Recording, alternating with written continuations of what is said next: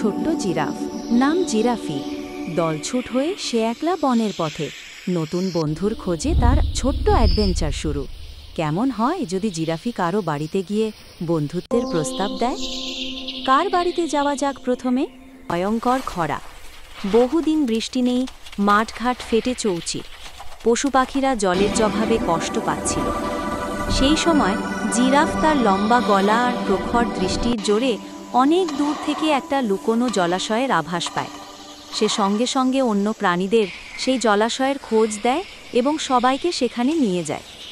এভাবে জিরাফের বুদ্ধিমত্তায় অনেক পশুর প্রাণ বাঁচে। জিরাফের কথা শুনে জেব্রা কিছুক্ষণ চুপ থেকে বলল, তোমার গলা লম্বা হলো কেন এটা তো আমিও জানি না, তবে আমার মনে হয় তুমি গাছের উঁচু উঁচু পাতা খেতে ভালোবাসো বলে হয়তো তোমার গলাটা লম্বা। জিরাফ এই কথা শুনে একটুও খুশি হলো না। সে তো মজা করেই পাতা খায়, তাই জেব্রার কথা তার পছন্দ হলো না। এবার সে চলল জলহস্তির কাছে, দেখি জলহস্তি কি বলে। জিরাফ লম্বা গলা, গাছের উপরের ফল পেড়ে খায়, আর দুষ্টু বানরেরা তো লাফালাফি করে ফল ছিঁড়ে ফেলে। জিরাফদের ফল খেতে না দেওয়াতে ওদের মধ্যে বেশ মজার একটা ঝামেলা লেগেছে।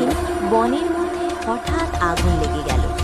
ধোঁয়ার আগুনের ঝলকানি দেখে সব পশু পাখি ভয় পেয়ে ছোটাছুটি করতে লাগলো, কিন্তু টুকি ভয় পেল না। সে শান্তভাবে ভাবতে লাগলো কিভাবে বনের সব পাইকে এই বিপদ থেকে বাঁচানো যায়।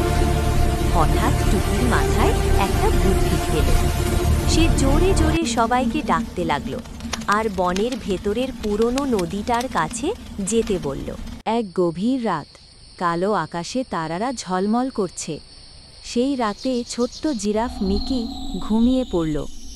ঘুমের জগতে সে দেখল তার লম্বা গলাটা এত বড় হয়ে গেল যে তা আকাশের তারাদের ছুঁয়ে ফেলতে পারে। মিকি একটার পর একটা তারা ধরে নিজের কাছে নিয়ে আসছিল, যেন সেগুলো হিরে মুক্ত। তার কল্পনার জগতে সে এক তারার দেশে ঘুরে বেড়াচ্ছিল। হঠাৎ সূর্যি মামা উঁকি মারতেই মিকির ঘুম ভেঙে গেল, কিন্তু তার স্বপ্নে দেখা তারাদের ঝলক তার চোখে লেগে রইল। তার উচ্চতা এবং দূর দৃষ্টির জন্য উৎসবের আয়োজনে গুরুত্বপূর্ণ ভূমিকা পালন করে। সে গাছের উঁচু ডাল থেকে রঙিন কাগজ ও ফুল সংগ্রহ করে, যা অন্য প্রাণীদের পক্ষে কঠিন ছিল।